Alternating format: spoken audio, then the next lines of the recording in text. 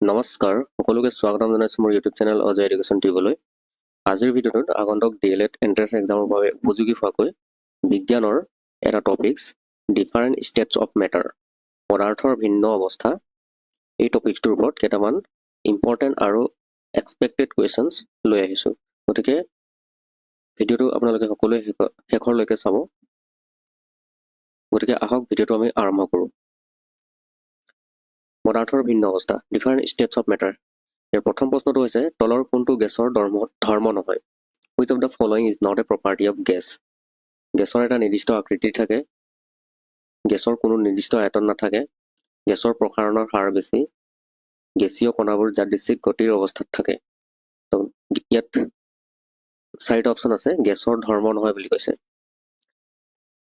গেছৰ কোনো নিৰ্দিষ্ট আয়তন নাথাকে, এইটো অপশ্যন শুদ্ধ হয়। গেছৰ প্ৰসাৰণৰ হাৰ বেছি, এইটো শুদ্ধ হয়। গেছীয় কণাবোৰ যাদৃচ্ছিক গতিৰ অৱস্থাত থাকে, যিবিলাক গেছ পাৰ্টিকল সেইবিলাক ৰেণ্ডমলি য'ত ত'ত এনেকে হৈ থাকে, এইটোকে কি বুলি কোৱা হয়? যাদৃচ্ছিক গতিত থাকে বুলি কোৱা হয়, ৰেণ্ডম মচন। তো এইকেইটা অপশ্যন গোটেইকেইটা শুদ্ধ। ইয়াৰ ধৰ্ম নহয় কোনটো? গেছৰ এটা নিৰ্দিষ্ট আকৃতি থাকে, gases have a definite shape, এইটোহে ধৰ্ম নহয়। গতিকে এই অপশ্যনটো ধৰ্মটো নহয়। গতিকে এই অপশ্যন হিচাপে চাব গ'লে এইকেইটা ভুল অপশ্যন। শুদ্ধ অপশ্যনটো হ'ব অপশ্যন এ, শুদ্ধ উত্তৰ। নেক্সট কুৱেশ্যন নম্বৰ 2, সমুদ্ৰ পৃষ্ঠত পানীৰ উতলাংক, the boiling point of water at sea level. পানীৰ উতলাংক আমি সকলোৱে জানো কিমান? 100 ডিগ্ৰী। 100 ডিগ্ৰী অপশ্যনত নাই, অপশ্যনত আছে 0 ডিগ্ৰী, 270 ডিগ্ৰী, 273 কেলভিন, এইটো কেলভিন হয়, 373 কেলভিন, 273 ডিগ্ৰী চেলচিয়াছ। এতিয়া 100 ডিগ্ৰী হ'বলৈ হ'লে কেলভিনৰ লগত আমি ইয়াৰ ৰিলেশ্যনটো জানিব লাগিব। আমাৰ কি হয়, 273 কেলভিন হ'লে মানে 0 ডিগ্ৰী হয়। তাৰমানে এই 0 ডিগ্ৰী, এইটো অপশ্যন আৰু এই 270 ডিগ্ৰী, এই দুটা সমানেই, একে সমান হয়, এইকেইটা ইকুৱেল হয়। এইকেইটা ইকুৱেল অপশ্যন, খালি মেজাৰটো বেলেগ বেলেগ হেৰিত দিছে। 0 ডিগ্ৰী চেণ্টিগ্ৰেড আৰু 270 ডিগ্ৰী কেলভিন, চেলচিয়াছ আৰু কেলভিন, এই দুটা 0 ডিগ্ৰী আৰু 270 ডিগ্ৰী থাকিলে সমান হয়। 273 কেলভিনত 0 ডিগ্ৰী হয়, 0 ডিগ্ৰী চেলচিয়াছ। গতিকে এই দুটা সমান হয়। যেতিয়া আমাৰ 1 ডিগ্ৰী হ'ব, 1 ডিগ্ৰী চেলচিয়াছ হ'লে এইফালে 274 কেলভিন হ'ব। ঠিক তেনে 275 কেলভিন হ'লে 2 ডিগ্ৰী হ'ব। ঠিক তেনেদৰে যদি 100 ডিগ্ৰী হৈ যায়, 100 ডিগ্ৰী চেলচিয়াছ হৈ গ'লে এইফালে কিমান হৈ যাব? 373 আহি যাব, 373 কেলভিন হৈ যাব। 100 ডিগ্ৰী যেতিয়া হ'ব তেতিয়া এইফালে কেলভিন স্কেলত কিমান আহিব ৰিডিংটো? 373 কেলভিন। গতিকে 373 কেলভিনত পানী উতলিব, যিহেতু সেইটো 373 হ'লে 100 ডিগ্ৰী হয়, 373 কেলভিনত পানী উতলিব। গতিকে সমুদ্ৰ পৃষ্ঠত পানীৰ উতলাংক 373 কেলভিন। নেক্সট কুৱেশ্যন নম্বৰ 3, যি প্ৰক্ৰিয়াত কঠিন পদাৰ্থক প্ৰত্যক্ষভাৱে বাষ্প অৱস্থালৈ ৰূপান্তৰিত কৰা হয় সেই প্ৰক্ৰিয়াটোক কি বোলা হয়? গোটা বস্তু, টান হাৰ্ড বস্তু এটা ডাইৰেক্ট বাষ্প মানে বায়ুলৈ পৰিৱৰ্তন হৈ যাব, ভেপাৰ ফৰ্মত গুচি যাব, সেইটোকে কি বুলি কোৱা হয়? সেই প্ৰক্ৰিয়াটোক বাষ্পীভৱন বুলি কয় নে, কঠিনকৰণ বুলি কয় নে, ঘনীভূতকৰণ বুলি কয় নে, ঊৰ্ধ্বপাতন বুলি কয়? ইয়াৰ শুদ্ধ উত্তৰটো হৈছে ঊৰ্ধ্বপাতন। আমি কিছুমান তেল, কেৰাচিন তেল নহয় বা এনেকুৱা কিবা অন্যান্য ডিজেল পেট্ৰল এনেকৈ যদি মুক্তভাৱে এনেকৈ থৈ দিওঁ, সি উৰি গৈ লাষ্টত নাইকিয়া হৈ যায়, ভেপাৰ ফৰ্মলৈ গুচি যায়। তাৰমানে গোটা বস্তুৰ পৰা ডাইৰেক্ট বাষ্প অৱস্থালৈ গুচি গ'ল, সেইটোকে ঊৰ্ধ্বপাতন বুলি কোৱা হয়।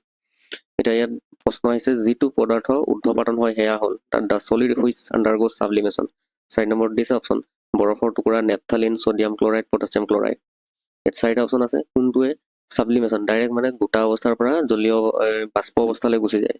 বৰফৰ টুকুৰাটো নহয়, ছডিয়াম ক্লৰাইড নহয়, পটাছিয়াম ক্লৰাইড নহয়, ইয়াৰ শুদ্ধ উত্তৰটো হ'ব নেপথালিন। দুটা ভিন্ন প্ৰকাৰৰ পদাৰ্থৰ কণিকাৰ নিজাববীয়াকৈ আন্তঃমিশ্ৰণ হ'লে কোৱা হয় intermixing of two particles of two different types of matter on their own is cold.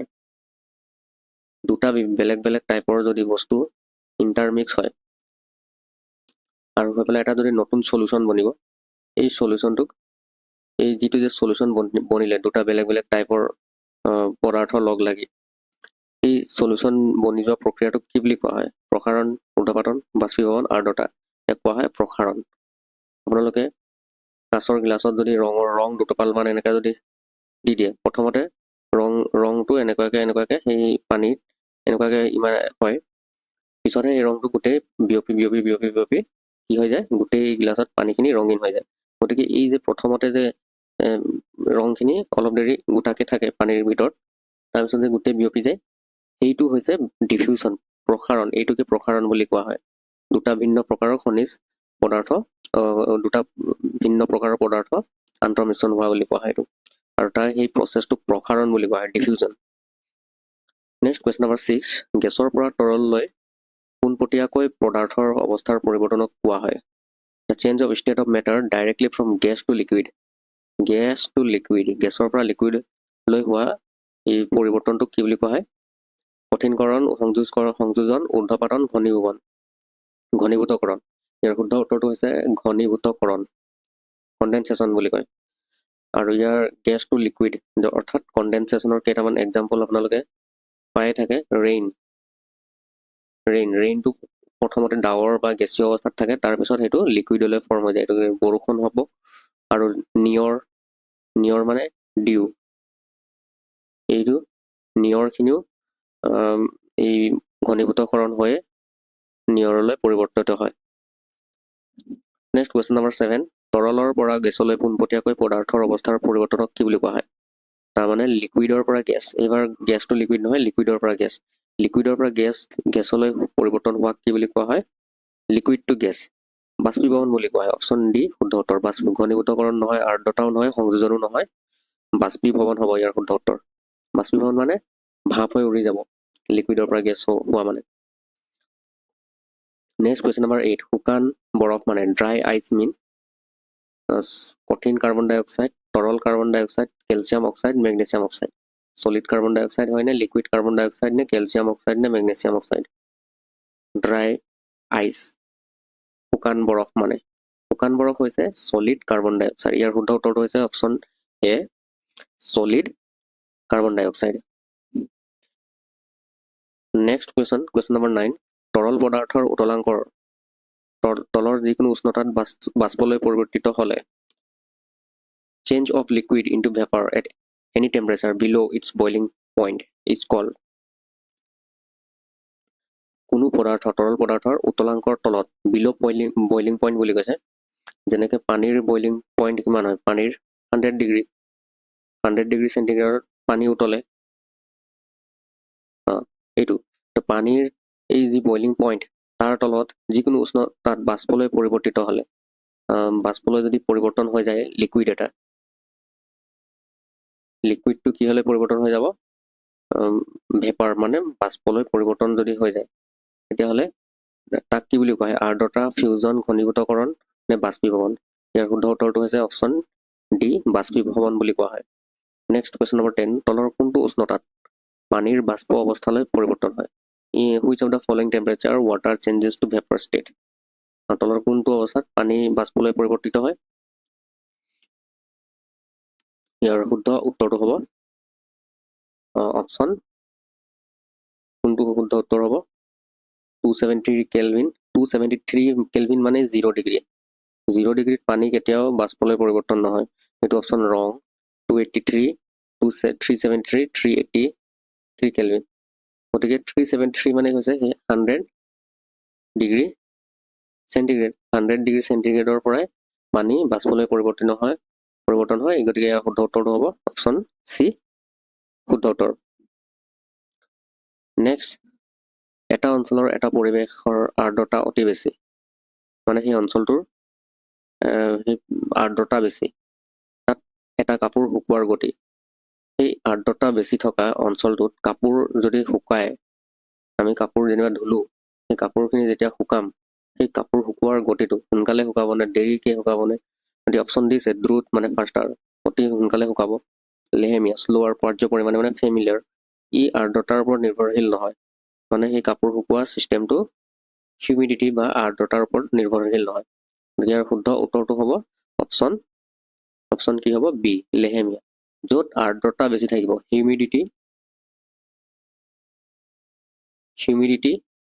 বেছি থাকিব তাৰমানে হিউমিডিটি বেছি থাকিলে কি হয় বায়ু সেমেকা হয় হিউমিডিটি বেছি থাকিলে বায়ু কি হয় সেমেকা হয়। হিউমিডিটি মানে কি, য'ত মানে সেই বায়ুত জলীয় বাষ্প অলৰেডি থাকিবই, আগৰ পৰাই জলীয় বাষ্প থাকিব, গতিকে বায়ুখিনি সেমেকা হৈ থাকে। সেই সেমেকা বায়ুত কাপোৰ শুকাব, সোনকালে নুশুকায়, কাপোৰ দেৰিকেই শুকাব। আৰু যেতিয়া হিউমিডিটি কম থাকিব, হিউমিডিটি যেতিয়া কম থাকিব, তাৰমানে শুকান বায়ু। শুকান বায়ুত কি হ'ব, শুকান বায়ু হ'লে মানে কাপোৰ সোনকালে শুকাব। নেক্সট কুৱেশ্যন নম্বৰ 12, ঘনত্বৰ একক হ'ল the unit of density is. ঘনত্বৰ একক হ'ল ঘনমিটাৰ, কিলোমিটাৰ পাৰ ঘনমিটাৰ, মিটাৰ আৰু কেলভিন। এই কিলোমিটাৰ পাৰ ঘনমিটাৰ মানে যেনেকৈ দ্ৰুতিৰ একক হৈছে মিটাৰ পাৰ ছেকেণ্ড, সেইটো তাৰমানে কিলোমিটাৰ পাৰ ঘনমিটাৰ। তাৰমানে 1 ঘনমিটাৰত 1 কিলোমিটাৰ, 1 ঘনমিটাৰত 1 কিলোগ্ৰাম। তাৰমানে 1 ঘনমিটাৰ মানে কি, চাৰিওফালে যদি আমি এটা ঘনক এটা যদি আমি এনেকৈ ধৰি লওঁ, এটা ঘনক আছে, আৰু এই ঘনকটোৰ চাইজবিলাক হৈছে এইফালেও 1 মিটাৰ, এইফালেও 1 মিটাৰ, আৰু এইফালেও 1 মিটাৰ। এনেকৈ 1 মিটাৰ 1 মিটাৰ 1 মিটাৰ যদি চাৰিওফালে থকা ঘনক এটাৰ যদি ৱেইট যদি 1 কিলোগ্ৰাম হয়, 1 কিলোগ্ৰাম 1 কেজি হয়, সেইটোৱে হৈছে ঘনত্বৰ ডেন্সিটিৰ ইউনিট। গতিকে ইয়াৰ শুদ্ধ উত্তৰটো হৈছে অপশ্যন বি, কিলোগ্ৰাম পাৰ ঘনমিটাৰ। নেক্সট কুৱেশ্যন নম্বৰ 13, 4 ডিগ্ৰী উষ্ণতাত 1 ঘন চেণ্টিমিটাৰ বিশুদ্ধ পানীৰ ওজন, the weight of 1 cubic centimetre of pure water at 4 degree centigrade. 4 degree উষ্ণতাত কি বুলি কৈছে, 1 চেণ্টিমিটাৰ কিউব বিশুদ্ধ পানীৰ ওজন কিমান হ'ব? ইয়াৰ শুদ্ধ উত্তৰটো হ'ব 0.01 গ্ৰাম, 1 গ্ৰাম, 10 গ্ৰাম, 10 গ্ৰাম। ইয়াৰ শুদ্ধ উত্তৰটো হ'ব কুৱেশ্যন নম্বৰ বি, 1 গ্ৰাম। অৰ্থাৎ আমি যে স্কেলত যে আমি জোখ এটা পাইছোঁ, কি জোখ পাইছোঁ, মিটাৰ পাইছোঁ আৰু ইঞ্চি, চেণ্টিমিটাৰ আৰু ইঞ্চি পাওঁ আমাৰ জ্যামিতিত থকা স্কেলবিলাকত। সেই তাত আপোনালোকে চেণ্টিমিটাৰ কিমান দেখিছে, 1, 2, 3 এনেকুৱা লিখা থাকে না, সেই তাত যে 10টা থাকে এনেকুৱা ভাগ ভাগ, সেইটোৱে হৈছে চেণ্টিমিটাৰৰ জোখ। গতিকে সেই ইমানটো সৰু জোখ, বেছি নহয় ইমানটো মানে হ'ব 1 চেণ্টিমিটাৰ। এই 1 চেণ্টিমিটাৰ ইমান সৰু এটা ঘনক ধৰি লওক আপুনি, চবফালে 1 চেণ্টিমিটাৰ, এইফালেও 1 চেণ্টিমিটাৰ, এইফালেও 1 চেণ্টিমিটাৰ, এইফালেও 1 চেণ্টিমিটাৰ। এই ইমান সৰু বাকচটোৰ তাত যদি যিখিনি পানী থাকিব, পুৰা ফুল পানী থাকিব, সেই পানীটোৰ ৱেইট কিমান হ'ব, 1 গ্ৰাম বুলি কৈছে। ইয়াৰ শুদ্ধ উত্তৰটো হ'ব অপশ্যন বি, 1 গ্ৰাম। কুৱেশ্যন নম্বৰ 14, ডেছত সংবহন হ'ব পাৰে, কনভেকশ্যন কেন হেপেন ইন। সংবহন মানে কি এতিয়া, কঠিন পদাৰ্থত হ'বনে, তৰল পদাৰ্থত হ'বনে, গেছত হ'বনে? ঘ নম্বৰ দিছে খ আৰু গ দুইটা, তাৰমানে গেছ আৰু তৰল আৰু লিকুইড আৰু গেছ দুইটাতে হ'ব পাৰে বুলি কৈছে। গতিকে ইয়াৰ শুদ্ধ উত্তৰটো হ'ব তৰল আৰু গেছ দুইটাতে হ'ব। ঘ নম্বৰ শুদ্ধ উত্তৰ হয়, দুইটাতে হ'ব, তৰলতো হ'ব, গেছতো হ'ব। সংবহন মানে কি, আমি এটা সৰুতে থুলমূলকৈ জানি লওঁ। সংবহন মানে হৈছে সেইটো অৱস্থা য'ত মানে পাতল বস্তুবিলাক ওপৰত আহি যাব, আৰু যিবিলাক গধুৰ বস্তুবিলাক তললৈ আহি যাব, সেইটো সংবহন বুলি কয়। পাতল বস্তুবিলাক ওপৰত যাব, আৰু গধুৰ বস্তুবিলাক তললৈ আহি যাব, এই প্ৰক্ৰিয়াটোকে কি বুলি কয়, সংবহন বুলি কোৱা হয়। সাধাৰণতে আমি যদি কোনো এটা বস্তুত তাপ দি দিওঁ, তাপ দিয়াৰ লগে লগে তেতিয়া পাৰ্টিকলবিলাক গধুৰবিলাক তললৈ আহি যায় আৰু পাতলবিলাক ওপৰলৈ উঠি যায়। তো এই ছিষ্টেমটো তৰলতো হ'ব, গেছতো হ'ব, কিন্তু কঠিন পদাৰ্থত নহয়।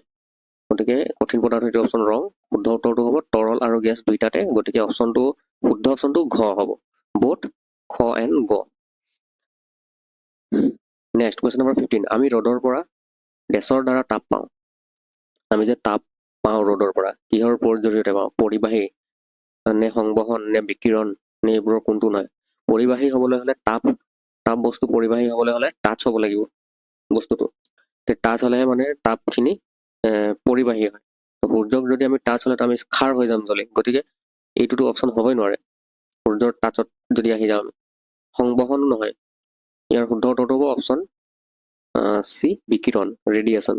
সূৰ্যৰ পৰা ৰেডিয়েশ্যন হয়, আৰু সেই ৰেডিয়েশ্যনৰ সহায়ত আমি আৰু সেই ৰেডিয়েশ্যনৰ কাৰণে আমি তাপ মানে হিট ফিল কৰোঁ, তাপৰ অনুভৱ কৰোঁ।